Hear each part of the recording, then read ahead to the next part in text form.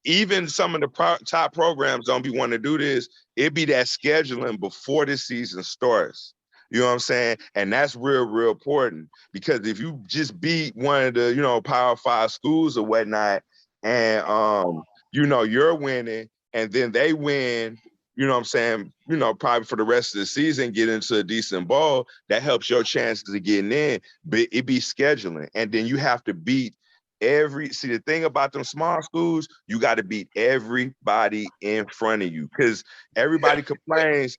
Everybody complains about the SEC, but you got to understand that's a gauntlet. They playing the big boys week in, week out, every week, and it's just it be like damn near nine to 10.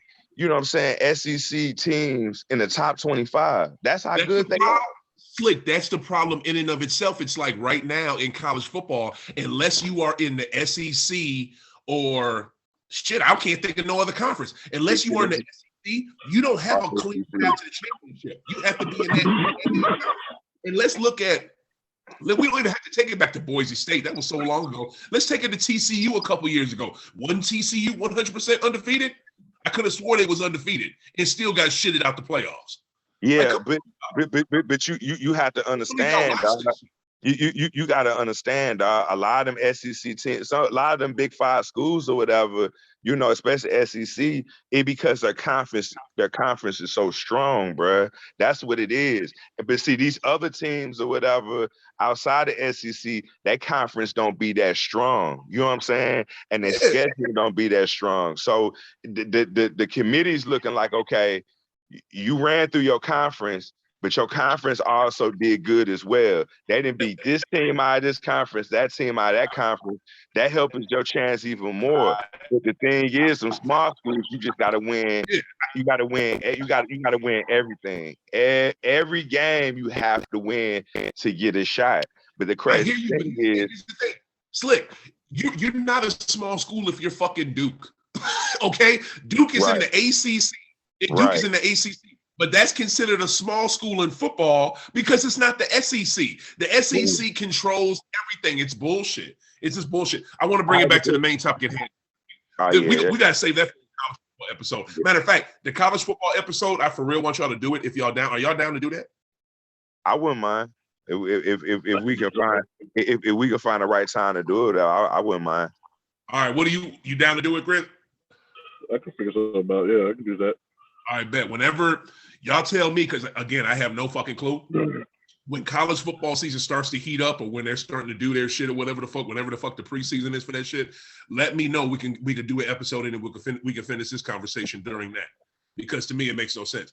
But to get back to the topic at hand, what is it? What do you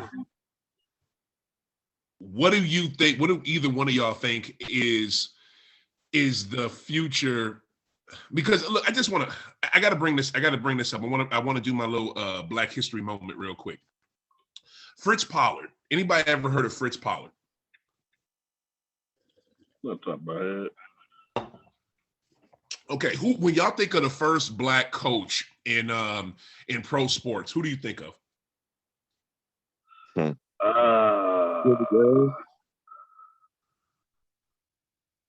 Who? I say that. When I was a kid, it was Dennis Green for me. Dennis Green, okay. You can't think of nobody else before him? Well, Eddie Johnson. Eddie Johnson. Head coach. Where's the head coach of Grambling State? Where's Grambling State? That's not. What was his last name? That's Eddie Robinson. Eddie Robinson. My bad. Eddie Robinson. My bad. RIP. My bad player. That's the man right there. Okay, you think Eddie Robinson? Yeah. Good pick. Him and Denny Green. Him and Danny Green. Okay. Dennis Green. Yeah, I know. RIP to both of them, by the way. Right, Dennis Green. They are who we thought they were. All right. Right. He the one that drafted Randy Moss too. He was smart as hell. That was smart. He got slept on. Arizona should have kept him too. They fired him a little too early, if you ask me. Yeah. Go ahead, Chris. I don't even know because I didn't start watching sports until like early 2000s ish. You know True, what I but mean? when you first started to when you first took the first thing the first person in your mind that you can think of, or the first person that is far back in sports that you know of, like who was the first black head of first black head coach in professional sports?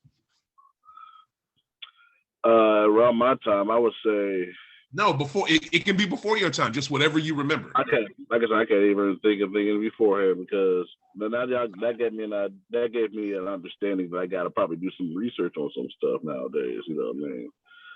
I ain't gonna lie. Well, who did you see then?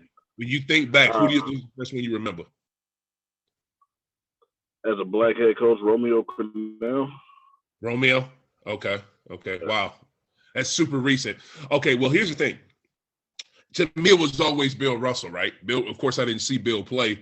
I was born I was an 80s baby. So by that time, he was a commentator, but he's the first black head coach ever in North American sports. But to me, that's who I thought, because he started in the 60s. He was a player coach, but found out recently it wasn't him.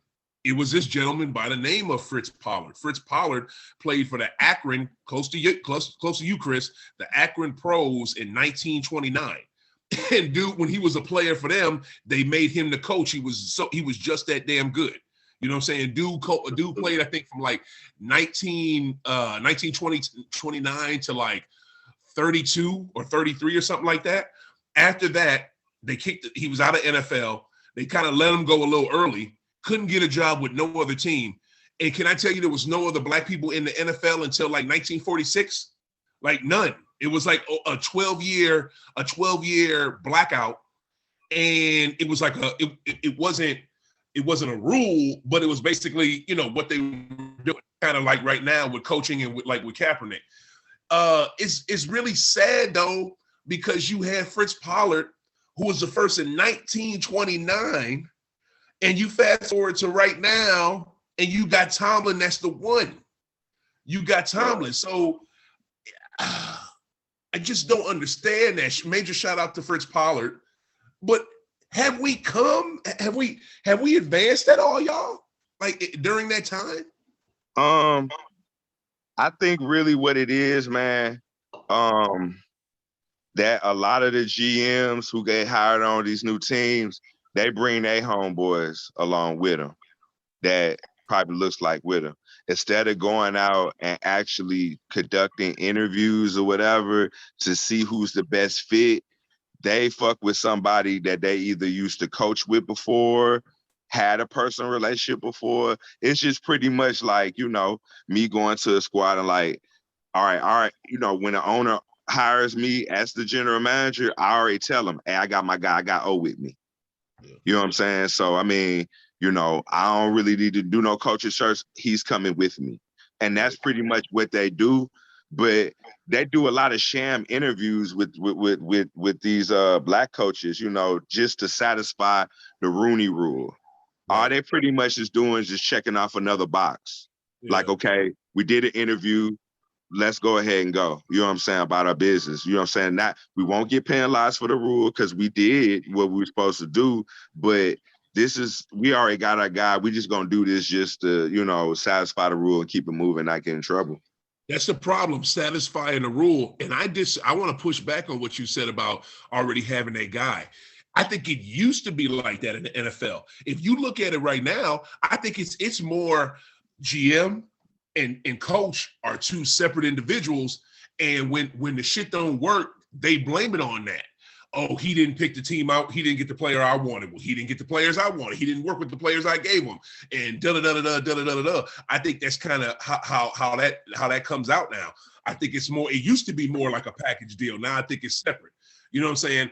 Chris, like, have you seen, to go back to 1929 with Fritz Pollard to 2022 in fucking Mike Tomlin? Because I don't want to talk about, who got interviewed and who was a potential for this and who in this, because like Slick just eloquently laid out, and like it's known, a lot of these interviews are sham interviews. They're just doing it to satisfy the rule.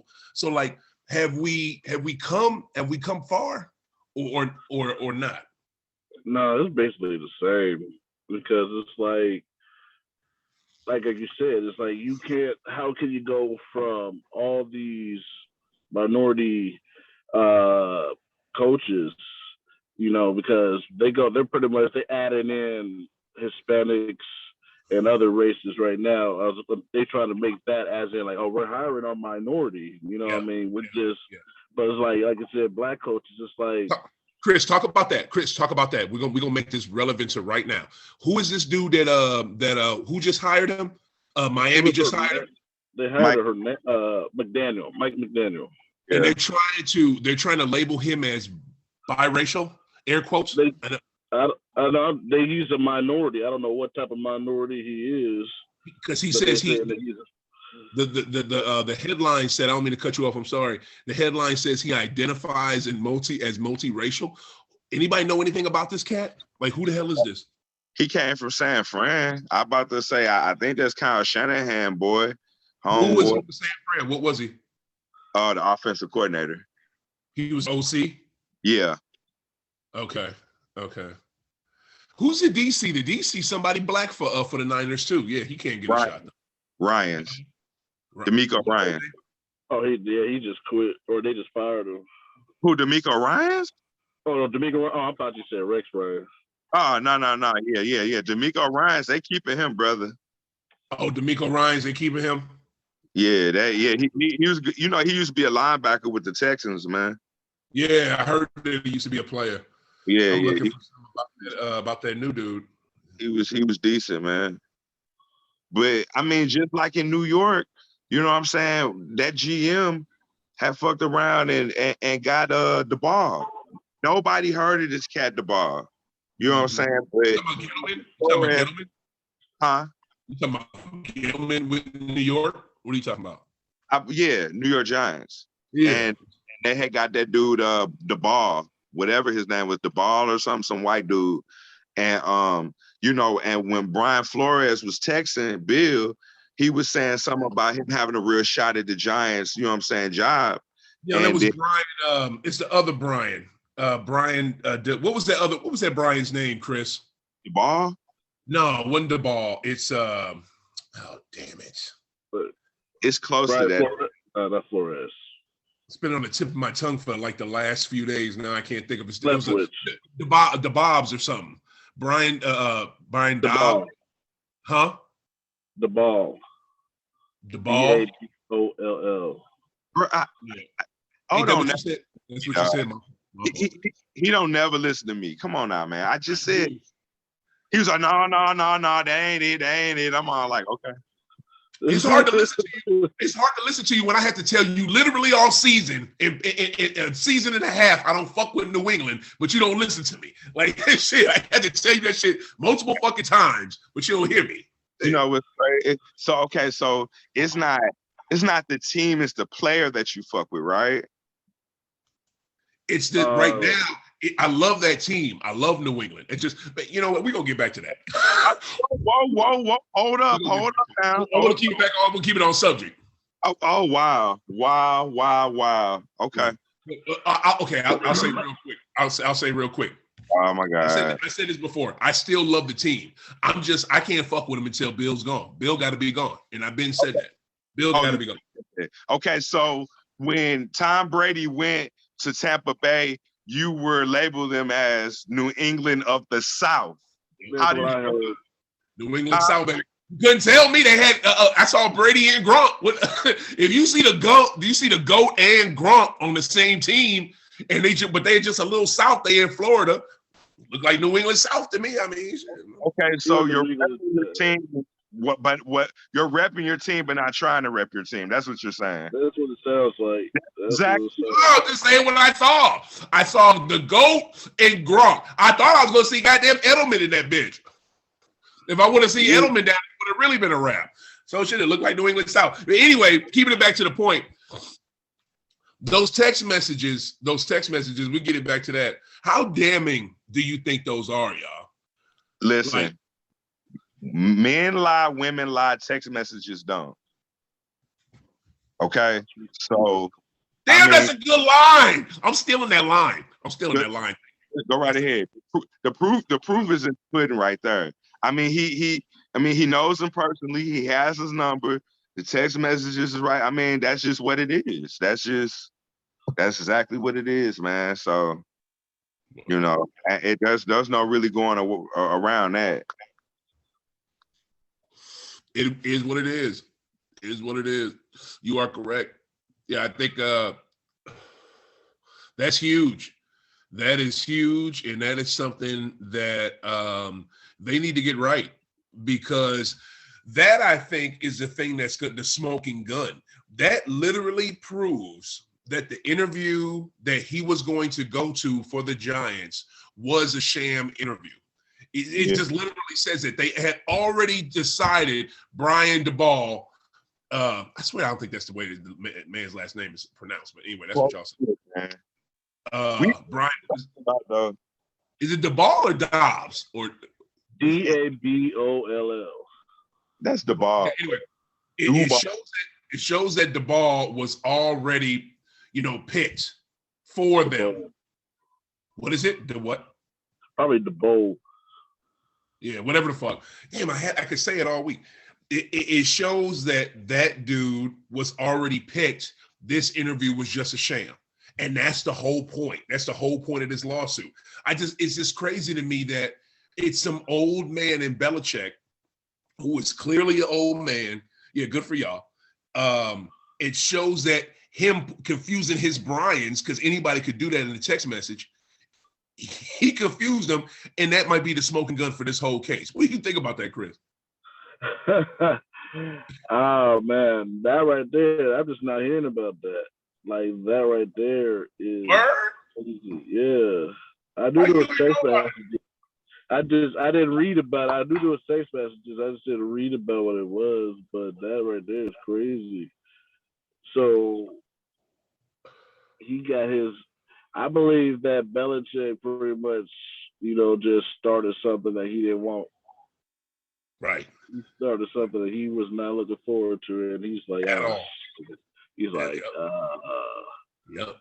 Yep. Like, maybe I should retire in a couple years. You know what I mean? That's probably about to happen. Now. Like it's about to come all on him, man. It's about to go crazy.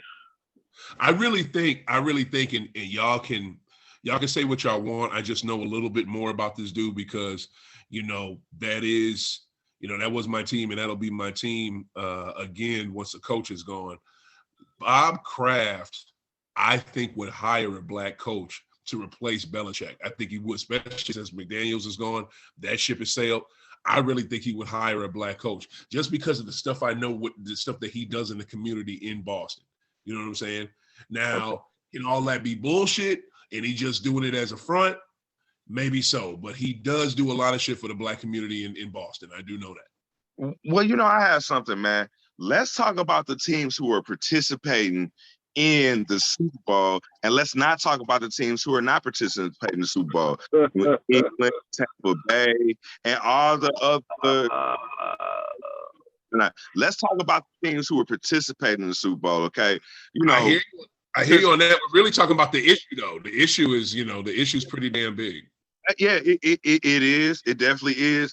But we got a big game coming up, and Tampa Bay and New England is not involved. We got the Rams and we got the Bengals that are involved. Let's jump on that. Let's tackle. Yeah, let's talk of that. Let's go Rams. Let's go, baby. All right. Let's real quick give a quick synopsis. Slick, give a quick synopsis of why you like the Lambs, even though you from St. Louis, and the team, the city they left to be what they are now is St. Louis, and they shitted on St. Louis on the way out. But just explain your love for them and how you can still love them. Where's it? Give it quick synopsis, a quick history of where does a love for them sorry ass LA Lambs comes from, and how you can stick to them with them to this day. Okay, well, cool. I got some time today. I was gonna go ahead and take care of some stuff around by noon, but I can stay a little bit longer after you just said. You can stay now, huh? Oh, okay, yeah. First and foremost, it's the Rams. Second, I think Tampa Bay had fallen in the hands of the feet of the Rams. It's funny because I was just telling my people the other day, Tom Brady actually, you know, you just said you don't want to talk about teams that are in it, but yet you bring up the GOAT. I don't understand. And I literally just asked you about your love of the Lambs. Where does all that come from? The history of it. Wow. You just said you don't want to talk about teams that's not there, but yet look what you do. I'm confused. Chris, do you see this? Do you see this?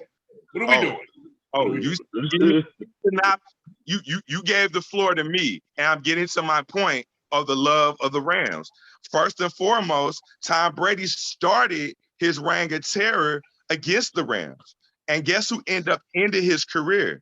The Rams. So I disagree. No, his reign started in the movie that you just saw last night on ESPN, whack ass ESPN. His reign of terror, like I told you, started against the Oakland fucking Raiders. That was the refs helping him. But no, that was not at all. That was not at all. I was at that game. I had just moved to St. Louis. What about 7 months before I moved here in March 01? It's okay. What? It was December. I'm watching that shit in 10 months. What is it? I was watching that shit at Hooters. I was watching that shit at Hooters and Union Station with my boy Josh. Josh will be my witness to this. And I literally told Josh, if we get this call right now, we will win this fucking game. Like, if we get the call right now, we will win this game. We got the call. Pray down for the tuck rule, man. Pray, and it was on since then. It ain't shit come off y'all. It came off of that. Oakland is the one that's salty right now, and they got the right to be. But understand they was gonna win the championship. It was the start of a dynasty with the Rams or whatever, but he stopped the dynasty before they even started. We already got one, and we was going to win another one. So by him winning in the biggest game or whatever against the Rams, that was heartbreaking to us. But it warms my heart how the last game of his career comes to that by the hands of my Rams. So now I'll get into the love of the Rams. That's partial love. That's like 10% love. When I came over, and I kind of really got into football, like that or whatnot. And then of course winning the Super Bowl was big for us, doing hey, where you go? I can't see you. I'm here. Got to do something y'all don't need to see. Go ahead. Well, I want to see your face while I just explain this. But you don't want to see this. But by us, you know what I'm saying, winning, the little, time that we was winning or whatever. I mean, shit, even when we went through the losing seasons, I was still fucking with them and shit like that.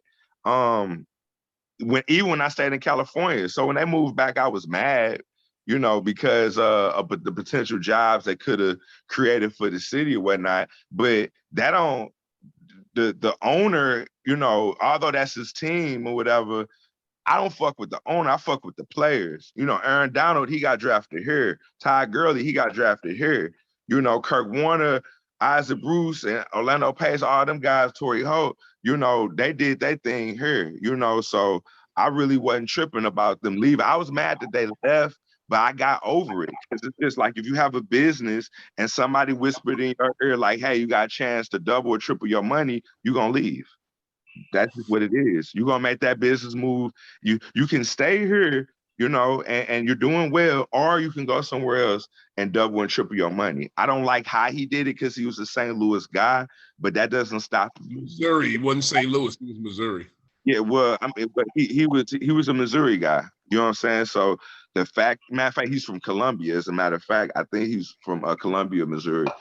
But anyway, I don't fuck with the owner. I mean, they ain't got nothing to do with the players. The players ain't got nothing to do with that. Of course, they got to move when the owner says so. That's fine. But, I mean, I don't fuck with the owner. I fuck with the players, though. I fuck with Aaron Donald and the cats who were here, during those losing seasons and stuff like that. I mean, I tell you and everybody else in St. Louis, y'all gotta get over it. I mean, y'all can shit on them all y'all want or whatever, but y'all gotta get over it. That's my. You can't be bitter forever, dog. You can't. The only time I think the city of St. Louis.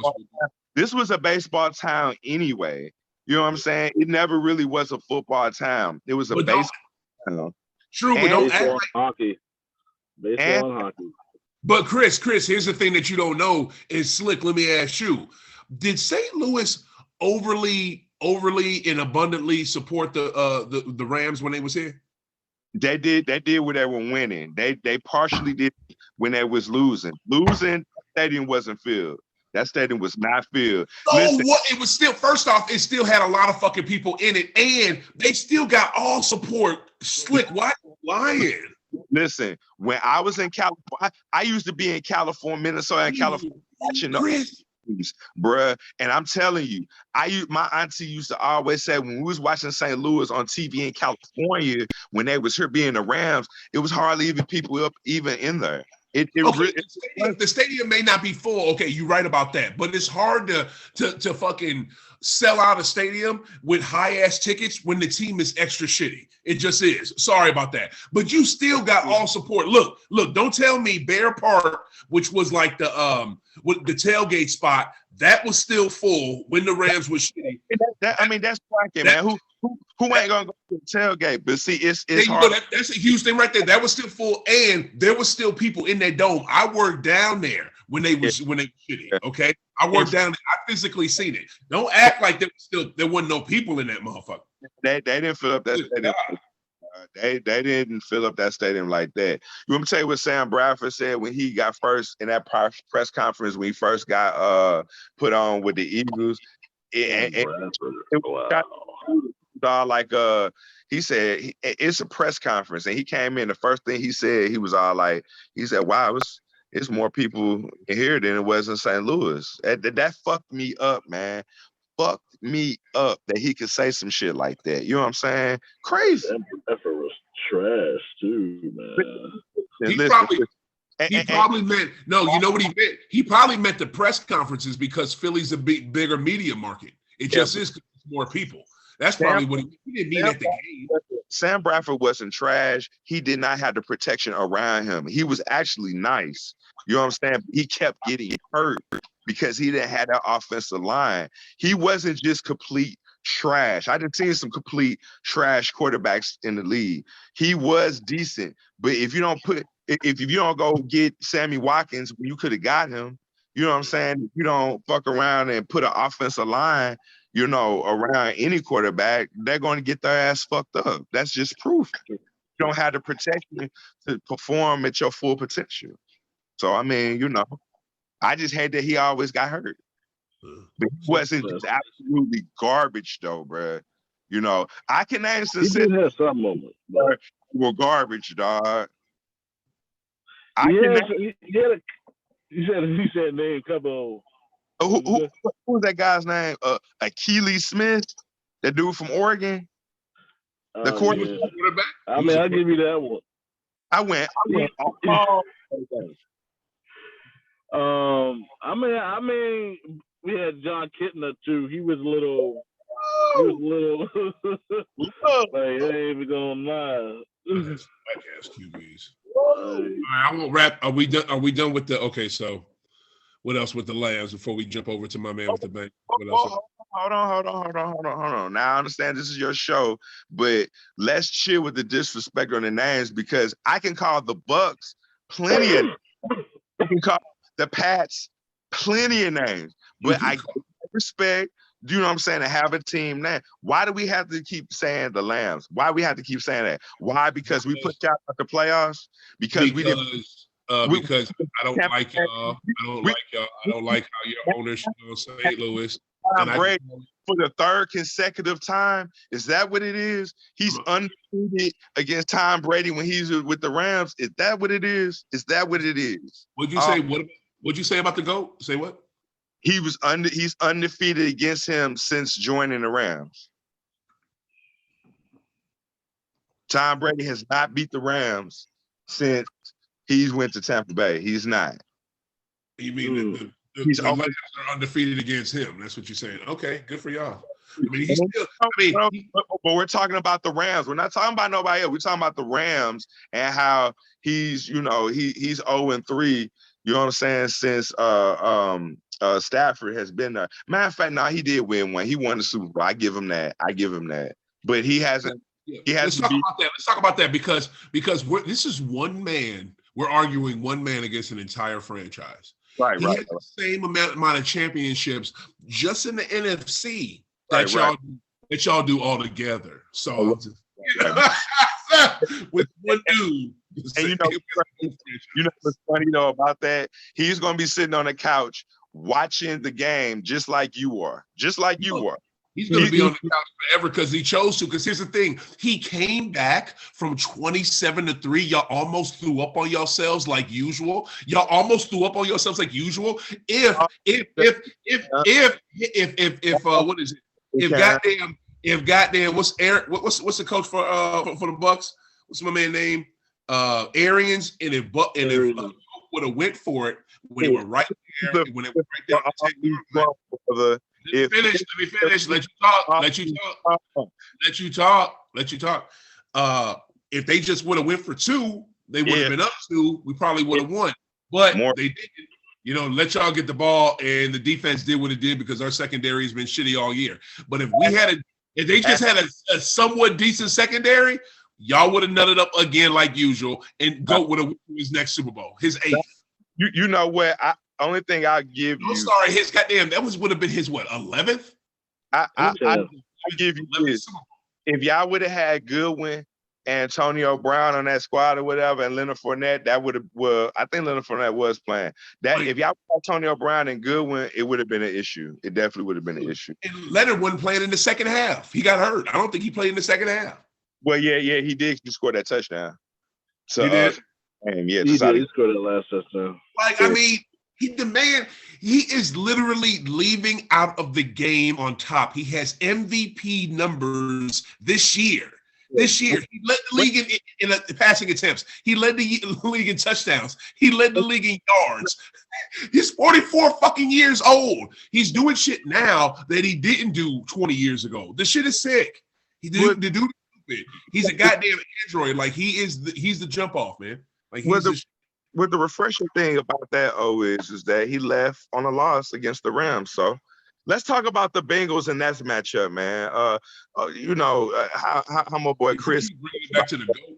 Enough about the Bucks and New England and Brady. We're talking about Super Bowl challenging teams in the Super Bowl now. We're not going to talk about those other guys. Chris, how do you feel about your squad, Chris? I want to hear how you feel about the matchup against us, man. No. I want you to give before you do that, give your love for the Bengals right quick. Like, because where you live at, you from Youngstown, Ohio, which is like kind of, I think it's centrally located. It's all the way on the east, on the corner, right between Cincinnati and Pittsburgh. I'm like right there in the middle, right between Cincinnati and Pittsburgh on the East Coast. And Cincy all the way 3.5 hours. I said, you know what? I can't be no Pittsburgh fan. I just can never. I don't know. I just in my life, my blood, I just could not feel myself being a Pittsburgh fan. Yeah. And the Browns fan, I was like, nah. I mean, I got them like, I repped them for a couple of years. I'm like, as a side team, I'm like, y'all doing good, But it was always about these that orange and black since about 2002-ish. Yeah, that's pretty much how. What took you so long to get onto them? That's about when I started watching football. You know what I mean? Like I was watching football. I wasn't really like into it and stuff like that. But it was like, at first it was like Donovan McNabb when when he was in there for a little bit, and then I was like, nah. Yeah, you know what I mean? I was like, okay, I was like, he's a black quarterback. Let me see how he is. Well, he wasn't too bad. I'm like, okay, y'all doing cool. Y'all had T.O. and them. All right, cool. And then it's like, at that same time, it was like Carson Palmer was getting in the mix. I was like, oh, okay. I mean, I'm looking back and forth. I'm like, you know what? I'm getting to like this Cincinnati a little bit more. You know what I mean? So it's like, that's pretty much how it was. And I was like, you know what? I felt as if I was being respectful for my state, staying in the state too, you know what I mean? So I was like, you know what, and there's Ohio team. I was like, okay, cool, you know what I mean? It may not be a local team, but I'm like, so that's how I started to bleed this orange and black, you know what I mean? 3.5 hours. 3.5 hours away. Yeah, man. I had to get me some season tickets one year when I was off work for like a whole few months. I was like, you know what? Might as well do something with my life and actually go give me some season tickets, and actually was able to do that for a whole year. That's And love. it wasn't that bad. It wasn't that That's bad. love. See, now see that right there. I'm jealous of that. Slick probably had the opportunity.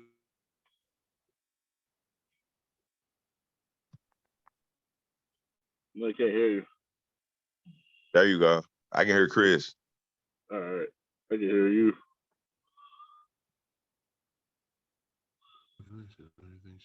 Yeah, Oh, yeah. he was probably talking some bullshit. That's probably the reason why you the cut him out. You know, you about to talk that bullshit. That Big muted him. Not at all. Not at all. I was trying to bring it There back you to what Chris just said. I just There you wanted to say go. I'm kind of jealous of Chris, right? Because Chris had the opportunity to buy season tickets and see his team like that. I'm right. thinking with you, I'm not trying to be disrespectful to you, but when the Lambs was here, season tickets, the NFL is always too expensive. You know what I'm saying? So season tickets, that's probably like, you know what I'm saying, out of the way. You know what I'm saying? It's so funny when people say I'm not trying to be disrespectful and then go on to be respectful. It just makes no sense. It's crazy. Was that disrespectful? I'm sorry. It, it, It's like it's already disrespect in the question in the statement prior to, you know what I mean? So it's like Because I'm saying, look, this dude, it's crazy. because I keep it to me, right? I keep it to me. When I'm coming up in New England, right? When I was coming up in Massachusetts, the Pats was trash. The Pats was trash. But even if it was good, we didn't have money for season tickets. You know what I'm saying? Getting season tickets in the 80s and 90s for the fucking New England Patriots, that shit was mad cheaper than it is now, but it was hella expensive back then. You know what I'm saying? So we didn't have to go out for that. You know what I'm saying? We was just like an hour, 20-minute drive from that motherfucker. Slick, with you living here and having the Lambs, your Rams literally downtown, and you could just jump on the train, jump on whatever and see them, you know, drive down there and see them and shit. Did you, you know what I'm saying, did you ever have season tickets? Did you ever like I didn't have season tickets because at that time or whatever, I really couldn't afford them. But I did go to games frequently.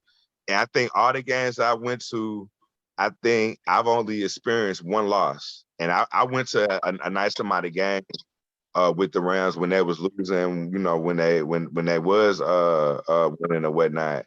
But no, I ain't had season tickets or whatnot, but it wasn't, I never missed a game, I tell you that. I never missed, never. Especially when I was here, never. It didn't matter who they played or what you was went to they, a lot of games like that? huh? You went to a lot of games like that? Yeah. I mean, yeah, not what I'm saying is I never missed a game as far as like be or being, you know what I'm saying, live or whatnot, you know what I'm saying?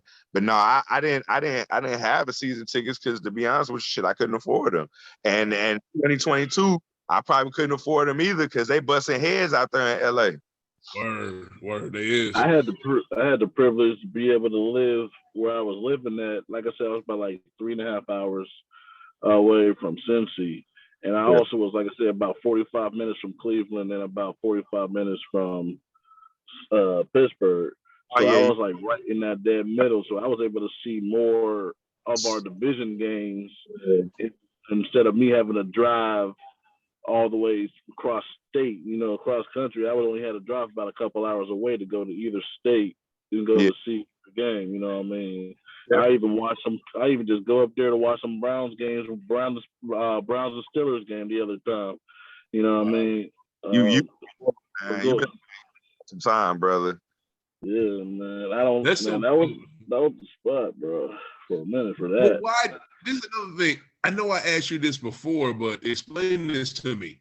The Browns, I could see you totally not want to be, even though you mad close to Pittsburgh and shit, not want to F with the Steelers, even though Steelers got a hell of a tradition, a historical franchise and shit in professional sports. But you want to keep it Ohio and shit. I rep that. I believe that. But why not Browns? Since the Browns they 45 minutes from you, like you can get there dumb quick. Why Cincy? At the time, it was like everybody was a Browns fan. Like it's like I'm like I didn't want to really be a part of that everybody group. You know what I mean? It was like, and also it was like they wasn't really winning too much for me to like catch my appeal. Just be like, okay, I'm gonna be a Brownie. You know what I mean? Like I'm not like, oh, my mom's a Browns fan and my dad's a Browns fan.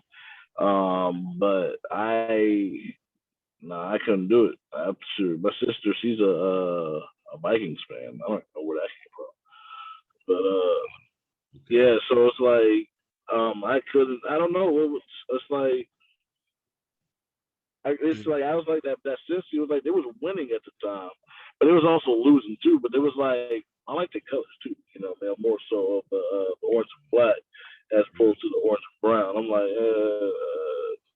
it was that was Y'all pretty much. jersey, y'all jersey was definitely killing Brown shit, and y'all was cooler than the Browns. You know what I'm saying? TJ Husman-Zada, Palmer, like you said.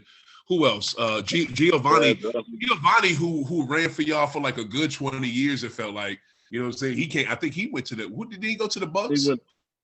Unfortunately, he went to the Bucks and lost. If he would have stayed, you know, he would still be in the going to the NFL, you know, playoffs. Y'all should have kept his ass. Y'all should have kept his ass. Yeah, instead of England. I mean Tampa Bay.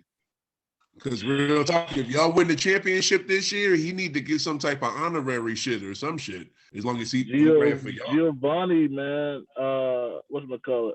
Gio Bernard. No, Gino Atkins. I can't think of his name. Yeah. Gino Atkins too, man. Like, I respect this cat, man. He did so much for us, bro. Like, the past few years. Last year, he wasn't able to play. They cut him last year. Like we needed another D tackle with all the people that went down this last couple of weeks. Right. But we was able to pull it off, man. I'm like some of these cats is like they on their last right now. We getting held together like about this much, like you know what I mean? Right. We shoot right now. We looking for that fight, man. We got that. Yeah. Like we got this game tomorrow. I mean, next week. Oh, y'all, you got it like that? You got this game Sunday. Y'all got that game, huh? Oh wow! Before we jump into that, because I'm getting the origin stories out this bitch. Who's your all-time favorite Bengal? My all-time, I would say TJ for right now, man. Got it, yeah. He was that dude. TJ. Because he just like one of those. You had Chris Johnson before he got stupid. His head got big. Yep. Yeah, you know that was, and it was Chris Henry at the time, number 15, RIP. But like, it was. But then like when he died, it like I had to find me somebody else. It was TJ, man. TJ, he was like one of those. That understory, like a Tyler Boyd type deal, like you know the one that's like in the background that you ain't talking about, but you know he's making the difference. You know what I mean? He was always that one person, or he's that one person to give you that one good play. You know, like you ain't checking for him because you too busy looking at over here, Chad Johnson over here, or you got T.O. on this side right here. You know what I mean? You missing me. He the one that's gonna give you that 1,000-yard season like the Cooper Cup. You know what I mean? Like that's what oh man, I ain't gonna lie. Yeah, TJ was nice and he was slept on at the same time, and people knew how dope he was. Like for real. At the same time, that number 87 was dope, man. I didn't give me a jersey though. I don't know why I don't got no Husman-Zada jersey. You need to get you one, and I'll be honest with you, man. When y'all got T.O. too, and y'all had them other brothers, man, I was like, I wanted y'all to be nice, man. Like, I wanted y'all to be, like, dumb nice. I think if maybe – who was the QB? Was it Palmer or wasn't Palmer? Palmer. It was Palmer. I think like Palmer's last year. If y'all had a different QB, man, I think y'all would have been good. You know what I'm saying? If T.O. would have stayed there, but he's so fucking impatient. It was that one injury that hit him. I think it was that 15 when that happened? It was that one injury, not 15, 05. That one injury that Palmer had, his knee injury. That's the whole thing that really pretty much is like, well, we had a chance, but it's like, well, now we got to go back up. That was that season? Yeah. He wasn't even able to play with him. Nah, he busted his knee in the playoffs. First round of the playoffs. I think it was can't remember who it was. I think it was I can't remember what team that was, but he blew his knee out, and that was that one season, 09 season. He was okay after that, but he wasn't really the same. Yeah. And then that's when they thought that we was gonna make a Super Bowl run on that year. Right. Oh, in 2015, same thing. Yeah. Super Bowl run. We're about to do this, and that was like our best year up until now. I just want to know the person who fucked around and put $50 on y'all going to the Super Bowl this year and or winning it, because they just about to get super paid, because there's somebody out there that did that shit. Because there's like nobody had this. I honestly did not. I had a promise that we would, but I was like, nah, I expected us to at least get to the second round. I said at least. I never said anything past it. I was like, I'll be happy for everything else after that. I just wanted to shut the critics up, to show that everybody that we are actually winnable. You know, I mean, we can win games. We've been winning games. Y'all cats don't even know what y'all talking about.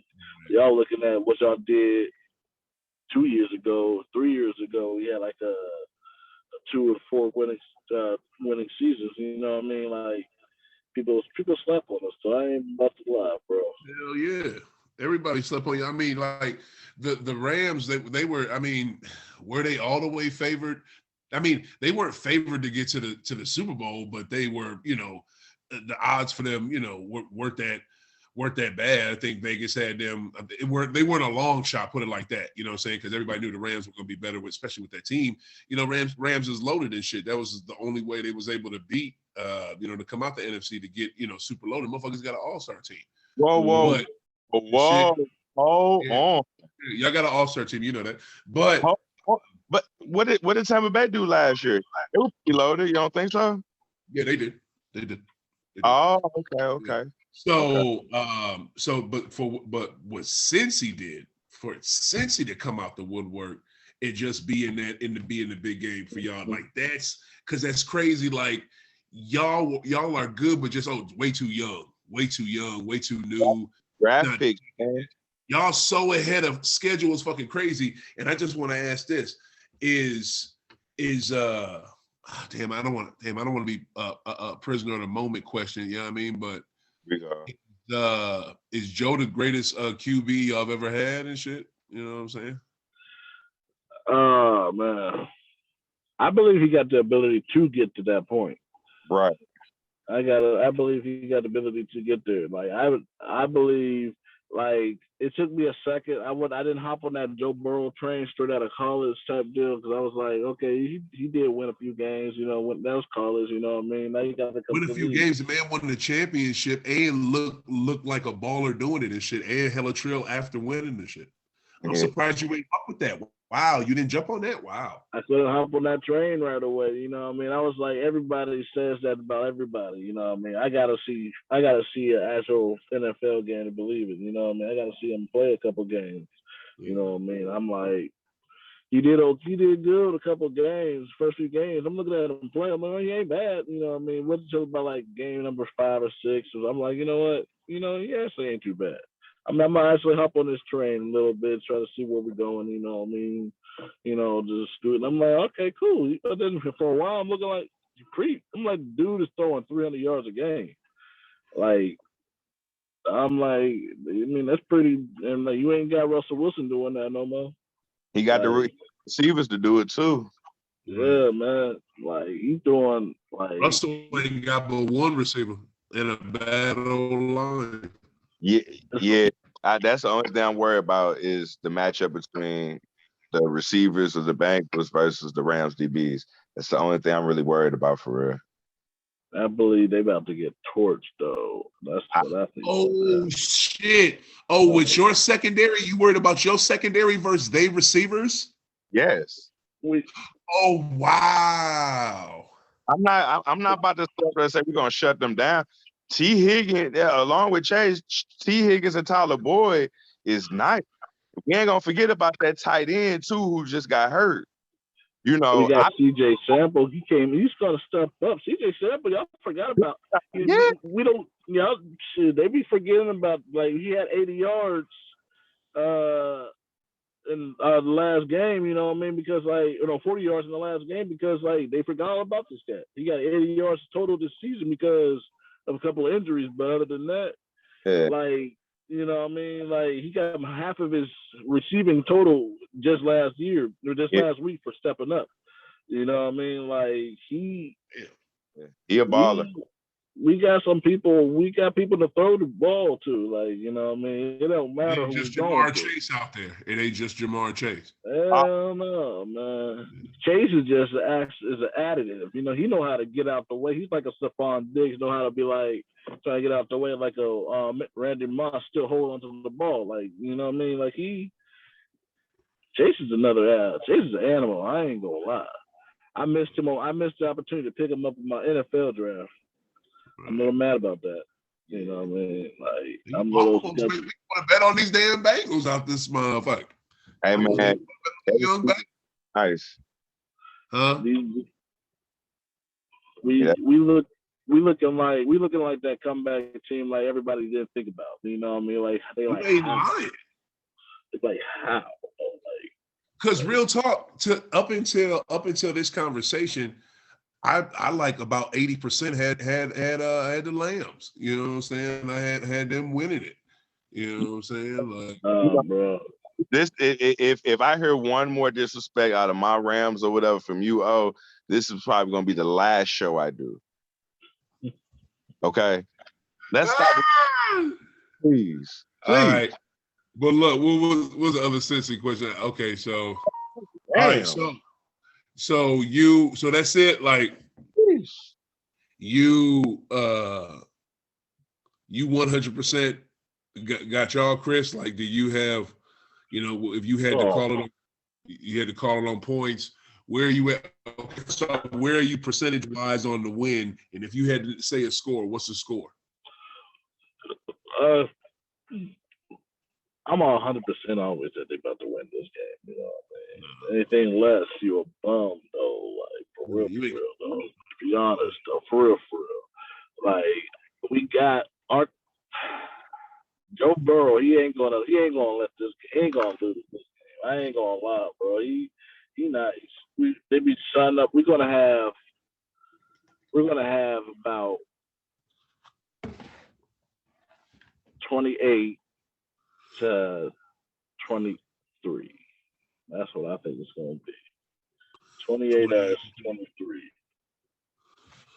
28 to 23. That's a low scoring game for y'all. Both of y'all offenses is potent. I think it could be, You didn't ask me, but go right ahead. Yeah.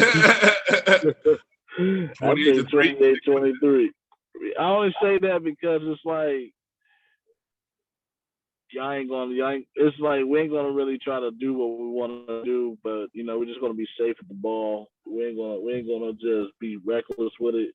We're just gonna keep it on the ground. Let Joe Mixon get his 150 yards on the ground. You know what I mean? You're talking about Joe. He is nice. Now for a reality, I believe Joe Mixon probably he's gonna get 100 yards. He's gonna get 30 in the passing, probably about 65 in the running. Yeah, he's gonna get 100 yards, man. He's gonna get 100 yards, something like that. What's up?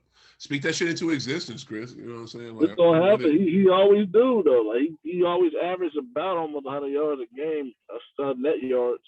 It doesn't matter what it is, but more than likely he's going to get probably. And he's number 2 in the league for rushing for no reason though.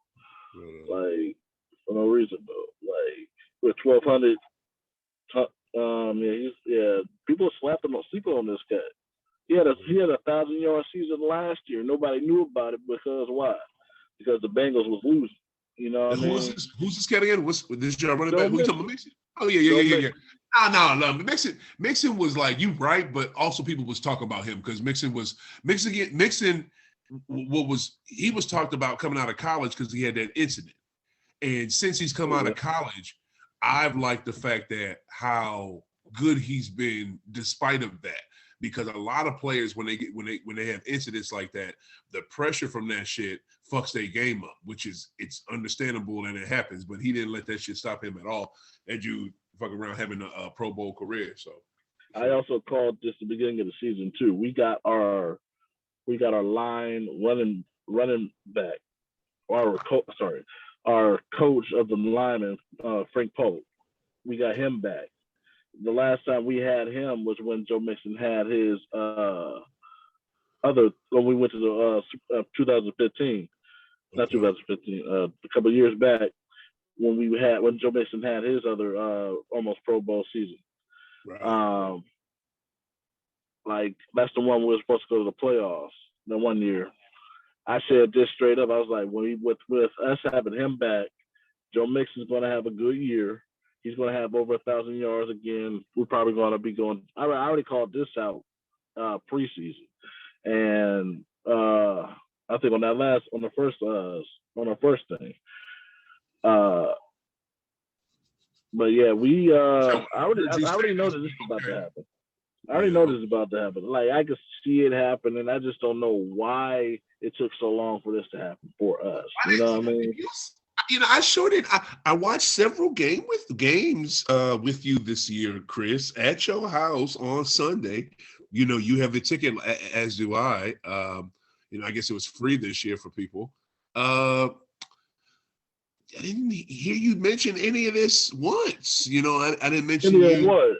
saying since he would go on this run or get as far as the AFC Championship game. I don't remember you saying that. Fucking time. I never actually was like, I never said it that they was gonna like. Right. No, I told my other dude this. He was talking about this. I never said that they would actually make it like all the way to. I was saying to myself that if they win at least to the second round, I feel as if that they would actually be talked about it a little bit because they'd be like, because it'll get rid of that narrative. I knew that we was actually going to at least go to the second round. So you told that to your other friend who has a sports podcast and a cannabis show where they talk about sports shit and cannabis, and where your opinion would matter because it's documented. You told it to the other person? No, I think it's texted. I think I got it in the text message. You should have said that shit to me because saying it to your other homie who don't have a show don't fucking matter. So fucking come on, man. You can say whatever. I'm just saying. Look, all I'm saying is this. I'm starting to believe in y'all. I'm with it. What same question to you, man. What are you, Mr. Slick, when it comes to the game? What's your percentage on your team winning, and what's the final score?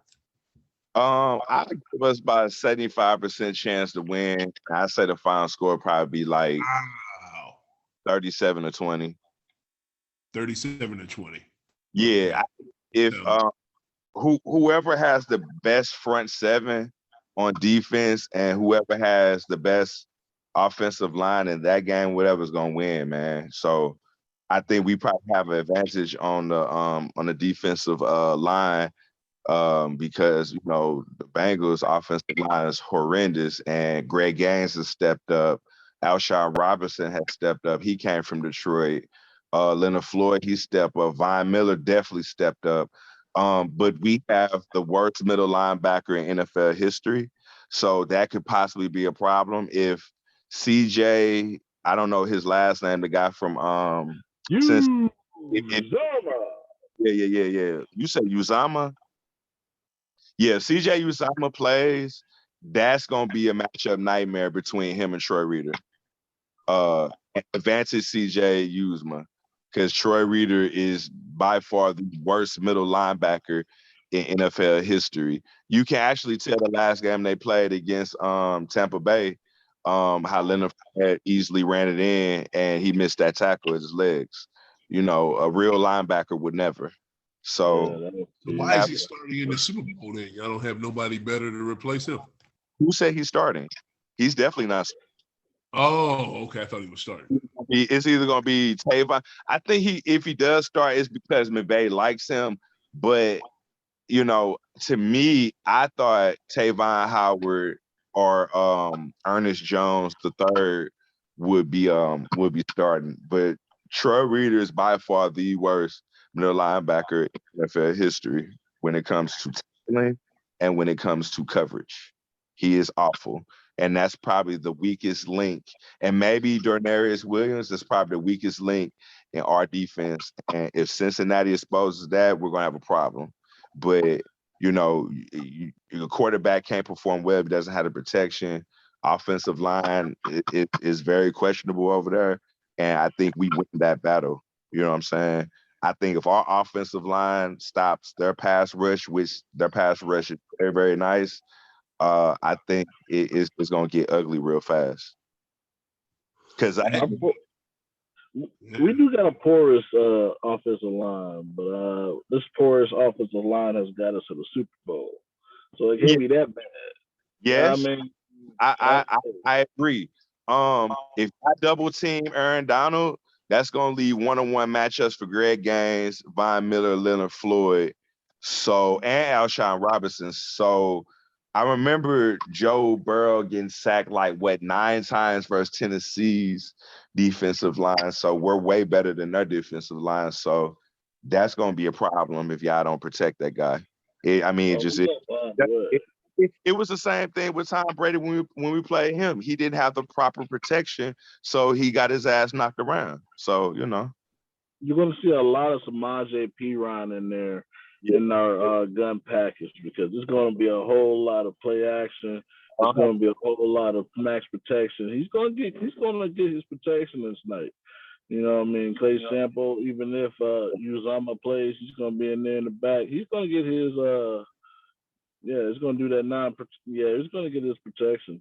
If we can stop that run, we got a great chance, man. Because Joe Mixon is nice, and if we play like we played against San Fran or whatever on defense, it's going to get ugly.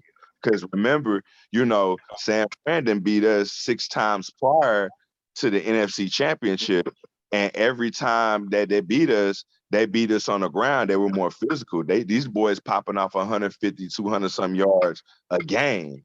You know what I'm saying? And they just was more physical. So if Joe Mixon gets pushed loose, then man, it's gonna be a long game. But I just Joe Burrow gonna have to beat us with his arm. If we can take away that run, we're gonna be all like, okay, kid, let's see what you can do. Oh, you're gonna find out. Oh yeah. With that Niners game, a reason why I knew y'all would win that game, Slick, is because of what you just said. All the times they beat y'all, I think y'all were due. And San Fran was beat up. You know what I'm saying? Y'all were way more healthier, and y'all were stronger, and y'all loaded up. You know what I'm saying? On defense and offense. So y'all was poised. You think we loaded up more than San Fran coming right back? You were way more loaded up than San Fran in that game. What you talk about in the look at the I'm just in the years prior that y'all played them, y'all wasn't as loaded up like that against them. Hey, we was loaded. We loaded up the last 2 times we played before the NFC Championship. We loaded up the last 2 times before this game or whatever. It's just Kyle Shanahan was just out coaching him. You know what I'm saying? They all coached with each other before, so I mean. Have Von Miller. You're right. Look what you added. You added a damn near whole new team, my dude. You were like a goddamn regular Transformer, and then you added on the other shit to make you super Optimus Prime. Like, come on, man. Like, this is just like when we was telling cats about Von Miller, OBJ, they was all like, well, OBJ is a diva, so he may not mesh well. And then Von Miller's not the 2015 Von Miller, so he lost a step, and both guys are proving otherwise, man. I love it. Go Rams.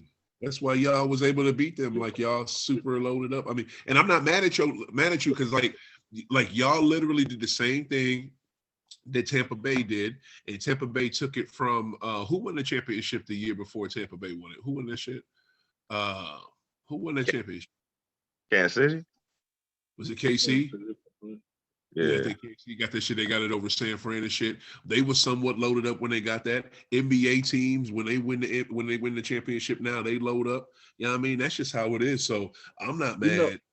I say we loaded up in a different way. They loaded up loaded up for real. Yeah, they loaded up on getting all these older characters, like they quarterback, like they offensive line, they linebackers. They got household receivers. Names. They got football household names. Y'all know. They got these old guys that pretty much they had to come back into one league. We just so happened to find these people in the draft, like most of ours, and we got a couple people in free agency, but we got most of our cats. We just drafted these cats, and then it's just like, dude, all of them is like everybody's stepping up. Like it's like even our offensive line is kind of trash, but like for real, like for what it is, like even though our the O line is trash. It's not as trash as it was last year, but it's not melded together. It's a little. They better get it together. It's like, but we do got a little couple of holes in it. But like them patches that we've been sticking on there, it's been working. You know what I mean? Like we've been doing all right for the most part. You know, they might get beat a couple plays, but you know they still come back. You know, with that next play, and they just. You know, I mean, we don't get that many 3 and outs, you know what I mean? So it's like. All right. I got a question for Slick. I don't know where he went. He killed the screen real quick. Want to ask him this question before we wrap this thing. Where'd you go, Mr. Slick? Right here, man. Go ahead. All right, because I know you got this man has to work today. We do not, which is great. But y'all want to know where we're at? You will never know. Ha ha ha. But what is it? My man got to go in. So we're gonna wrap this up here in a little bit. But the thing I would like to ask to Mr. Slick, you know, you kind of got in my ass with Tampa Bay this year. So I'm just asking, can I get my bet back? Because I would like to take Cincy in this game. You know. Sure. My God. Thank you. You know, you're a kind man and a scholar. You know what I mean? I appreciate that. Chris has won me over, man. I think I think they can do that. I think they can literally do that. They got a good opportunity to do that. This is, you know what? I wasn't excited for this game before I talked to y'all. I wasn't because, the Flores lawsuit kind of took me out of it. You know what I'm saying? And this is no bullshit. I was literally going to say this on the show, and I was going to say this to y'all if y'all asked me. Even if GOAT was in it, and if Tampa Bay was in it, if it was Tampa Bay and New England, you know what I'm saying? I still would be losing something if this Brian Flores lawsuit thing had shown itself, even in that alternate universe where my two favorite teams or my favorite team, you know, makes it to the Super Bowl and shit, I still would not be able to fully enjoy it because of that. You know what I'm saying? Like that shit kind of took me, you know, it took me out of it. You know what I'm saying? Like, you know, the whole, you know, rooting for the game and all this shit because it's the NFL, you know what I'm saying? The NFL is so fucked up, you know what I'm saying? But talking to y'all, I'm not gonna lie, has really kind of, you know, brought my love back for the game, for the game that's about to happen in about 6 days and shit on the Super Bowl. We're recording this on February 7th. But a quick question to y'all, and I should have asked this earlier, and I meant to. Is the Flores lawsuit taking anything away from y'all with this game? To be honest, not really for me. Only because, like, I get what it's about, but it's like it's not really a distraction yet for me because, like, I'll read about it, I'll talk about it. I was like, okay, I mean, I see what they talk about, but then wait till after the season, then I'm actually gonna not a distraction, Chris. I mean, like, does it take? Like what's going on, does it take a little bit of the luster off the Super Bowl for you? Like because you dealing with a real issue, not like a distraction, you know what I'm saying? Which it is, but I'm talking about you personally. No, I don't, it don't take nothing away right now from me because like I mean, I understand being of minority. I probably should have some offense to it, but I'm not like I don't really think about it as such. Right? It's like it's not really doing much right now to me, because like it's not really affecting my Mhm. life per se. Yeah, you know what I mean? At the moment, you know what I mean? Like, so I'm not really like, it's not really bothering me at the moment. You know what I mean? I mean, I understand what you're talking about, but it's not really bothering me at the moment because I think I got other things probably I need to worry about, you know what I mean, than somebody else's situation right now. Same question to you, Slick. Um, I don't think it takes luster for the game, but it's one thing that I am paying attention to. As far as the McVay coaching tree, everybody says that, if you were assistant or you were a coach under McVay, you got a head coach, right? So you got Zach Taylor, head coach of the Cincinnati Bengals, Matt LaFleur, Green Bay. You also got Nathaniel. I think he's about to be the head coach of Minnesota. But what I'm trying to get at is that it's this running back coach who's black, right? So because our OC is about to go to Minnesota, I think he may get promoted to OC. So now if they have, what I'm saying, a decent season or whatever come next year, will the McVay tree end up getting, a black man, a head coaching job somewhere? I'm curious about that because all the other guys who were under McVay or whatever, they have head coaching jobs. They were promoted as, maybe like a running backs coach or receivers coach. Then they promote him to OC, and then the next year he has a head coaching job somewhere else. So I'm kind of paying attention to a running backs coach to see if he ends up getting promoted and possibly being a head coach somewhere under the McVay tree. I'm paying attention to that big time. Okay.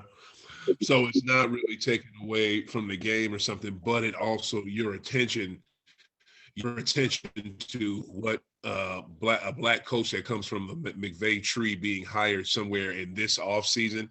Yeah, next off season. Because not next off season. I'm sorry, next season, for the simple fact that like I say, he's the best coach now, and I believe he's going to get promoted to OC, and because most of the OCs that come from the Rams end up getting a head coaching job elsewhere. You know what I'm saying?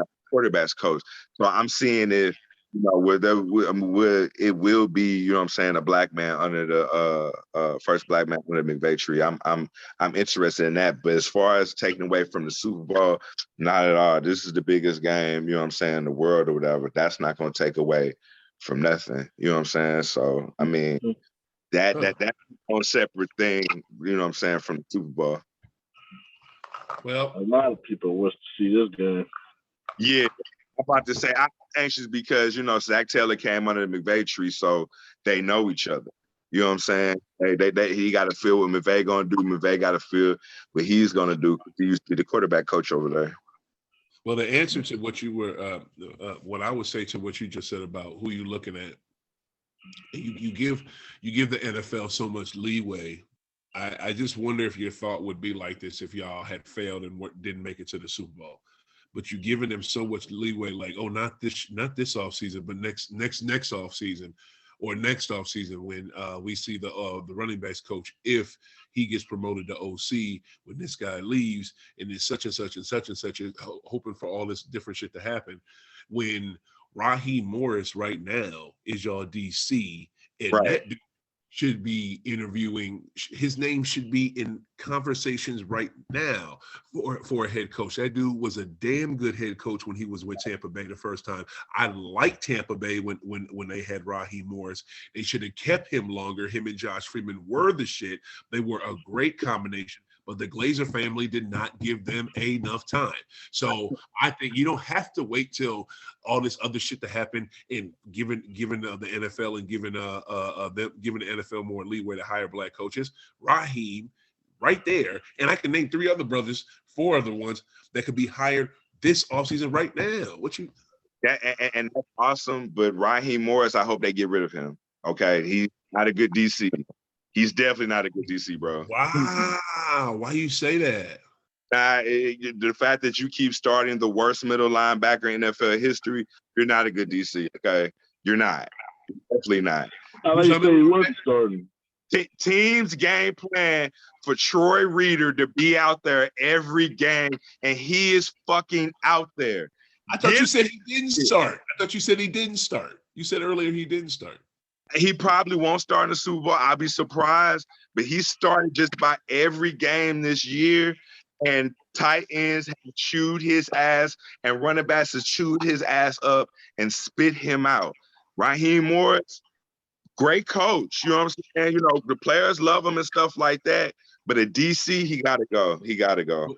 What's your defense ranked at? What's your defense ranked at? Probably like what?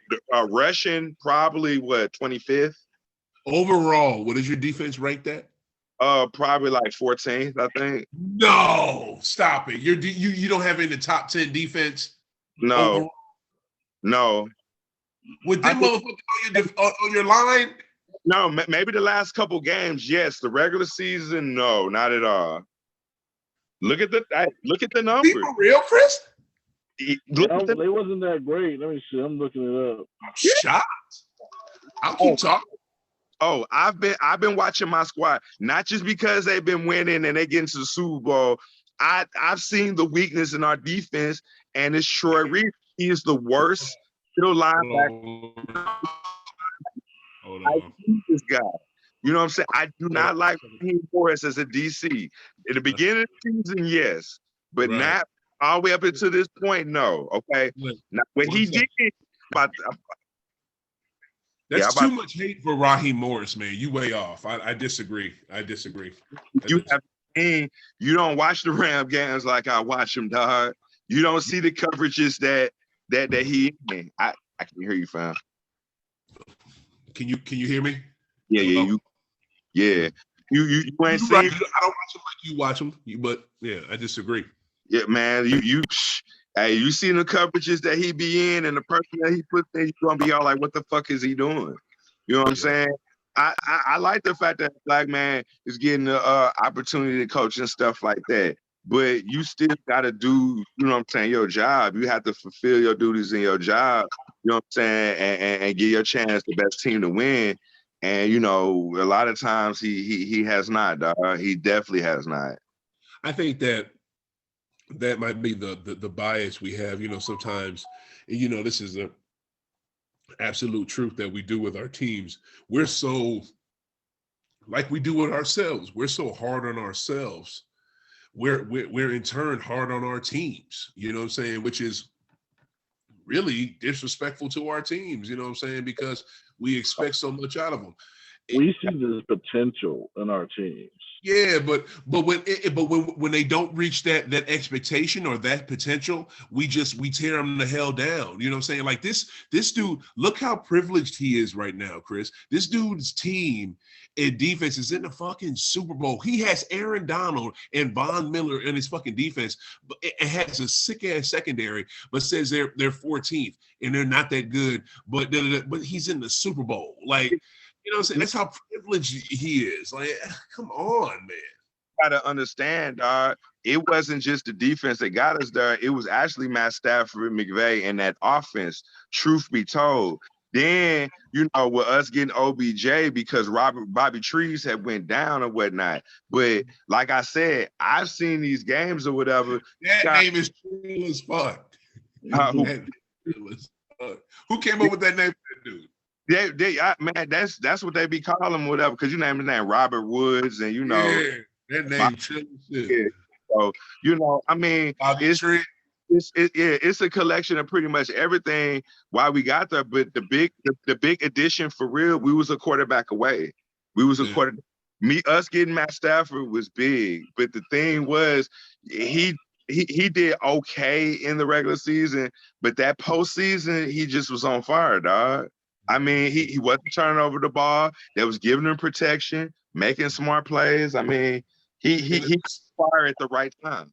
It was said that y'all was a quarterback away because that's all y'all really needed. And it was the truth because your defense was like right there. You know what I'm saying? It's been there. How long has Raheem been the coach there, the DC? That's the first year. First year? Damn, you so hard on dude. Wow, you hard. You like them goddamn owners. Okay, I'm just gonna say this.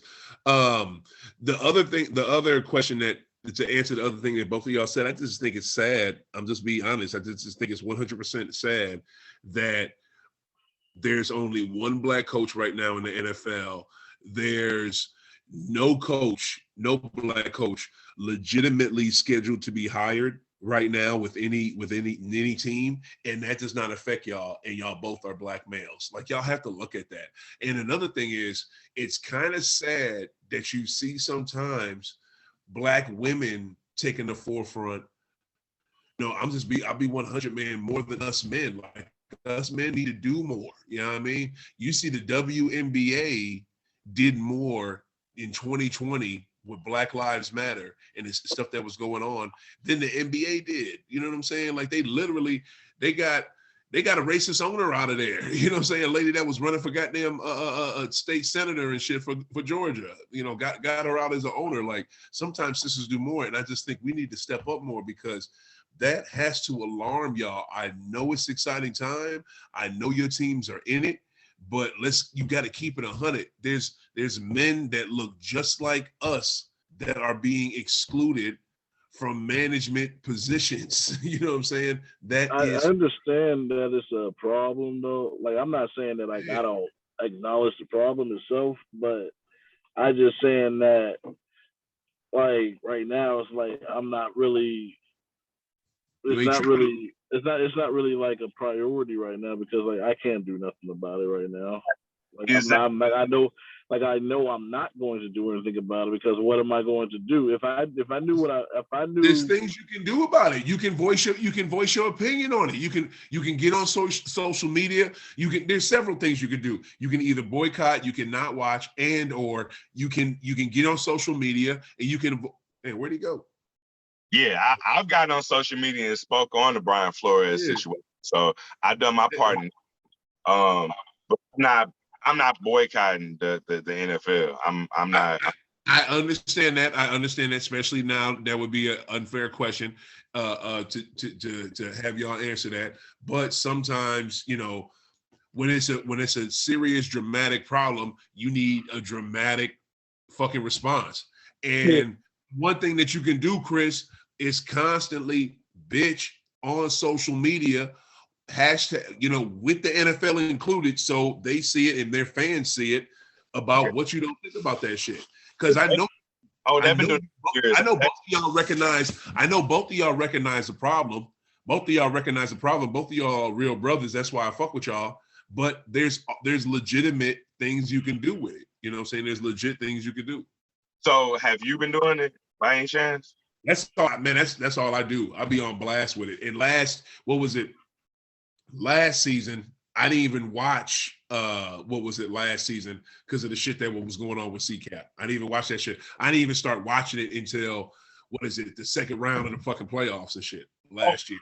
I know that. When Tampa Bay went to the playoffs and started winning, when the go ahead is run, that's when you start watching it. Yep. I'm not going for it. Yep. It'd be kind of cool if you could move that phone. Can you move that phone because that light is blinding it? And let's go ahead and wrap this mug up because I got a dip. Right on. You got like a little glow behind you and shit. All right, well, man, this was a good conversation. I almost want to make that bet 150 because I feel like that's what you took from me this year. Wasn't it 150 what you took from me? No, I think it was like 200, but you know, who's counting? What, no, 200? Stop it. How was it 200? It was 200? I believe so, yes. Mm-hmm. Damn. Yeah. So, I mean, 150, that's fine. Hey, whatever floats your boat, I'm riding with you, player. 150 it is, sir. 150 it is. 150 it is. Bet. We're doing it. We're putting it on the show. Yeah. We're putting it up. All right. Yeah. For real. Well, no, we'll do it how we do it. Yo. Boom. There it is. Chris, I mean, you ain't gonna get in on none of this action with your scary ass. I mean, it's your motherfucking team. Like you 100% they gonna win. And this dude, he's 74, he's 75 and putting this money up. This dude probably got about a good stack laid on this game. How much you got on this game, Slick? Oh man. To be honest with you, this was actually the first bet. Nobody wants to take the bet. They want the Rams to lose. You know, they think Cincinnati's gonna win. Right there. That's it right there. You ain't lying. God, you ain't lying. They want the Rams to lose. They don't think Cincinnati's gonna win, but they want them to win because they want the Rams to lose, but nobody wants to place a bet. I'm talking That's about all it is. Not 10, not 20, not $25. They don't want to do nothing. I'm all like, all right. What, like one dude the other day at work, he was all like, yeah, bro, shit, I got 500 Cincinnati. As soon as I extended my hand, he took his hand back. I said, you know better. Yeah, he's just playing. Yeah, he definitely was pump faking, bro. That was like me. That was like me when New England was playing the Giants both times. Yeah. Both times we were heavily favored and nobody wanted to give me a bet. Nobody wanted to give me a fucking bet. Everybody had New England out the ass. Nobody bet me, Jack. Man. That's exactly how it is, dog. They want they don't know if Cincy's gonna win, but they don't want the Rams to win. But nobody take the bet. So you're actually the first bet. You know what I'm saying? A 50 bet, the 150. Wow. They know Cincy can win too. That's the other problem. Like they like. Of course, Cincy is gonna think that. You know what I'm saying? So it's just 99% of St. Louis. 99.9% of St. Louis don't want the Rams to win at all. They want them to lose every game. He dies on a plane ride or bus ride to the game. That's just how St. Louis fans. So petty. Y'all so petty that they said that if the Rams were to win, this would be their first Super Bowl. Oh, you talking about their first Super Bowl for LA, yeah. But St. Louis already in history books, baby. They try to play man. Like that's how it is. I hear it all the time. I'm like public enemy number one at the job, bro. So, ain't nothing new. Cat still ain't pulled up on me and paid me my winnings from the San Francisco game. So, it is what it is. Like I respect the haters on our side, bro, because like the last time we went I wasn't even born yet. Like I was like 20 days away from being born. You know what I mean? So damn, you was born in '88 when they went. That was February 10th. That was when I came out. You know what I mean? Your birthday's February 10th? Yeah. Oh shit! You ain't say what you about to do for your birthday, bro? Your birthday coming up. I don't know. To be honest. Man, I tell you one damn thing, you about to get a gift from the damn Bengals winning the championship for your damn birthday. That's the truth. That would be a great gift, wouldn't it? Yeah, man. That's about to be his gift. Wow. You heard it here first. Wow. That's crazy too. Like my literal whole life, the Bengals have never won a Super Bowl or been to Super Bowl. Crazy. Right. Super Bowl. That is so crazy. I never thought I'd see him in the Super Bowl. Like, cause last time they was in the Super Bowl, I watched it because I watched the Niners just beat the shit out of y'all when they had Joe Cool and the greatest, probably the greatest wide receiver ever. You know what I'm saying? So, that's it. But man, I'm trying to think about man. This was a good episode. I can't think of what else I wanted to talk about. There was something else I wanted to say, but shoot, I think we tackled it, y'all. You know what I'm saying? I think we tackled it. I can't think of anything else. You brothers were outstanding guests today. We had a real conversation about race in football. We had a real conversation about the Super Bowl. We had a real conversation about Cincinnati Bengals fan Cris Tha Grower, his love for that team. Real conversation with Slick. He's a grower as well about his LA Rams. I call them the LA Lambs because they're lambs. We got to get it. We got to get this dude props, man. These gentlemen props. Wow. Well, hey, this is actually my finale on the show. You probably won't see this face again. I don't say that. I was just playing. Don't do that. Don't do that. Yo. Series finale. What else was I gonna knock out?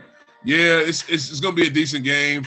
I want to see the change, man. I want to see these coaches. I want to see these coaches get real jobs in the NFL, not sham interviews, not bullshit interviews, wasting their damn time.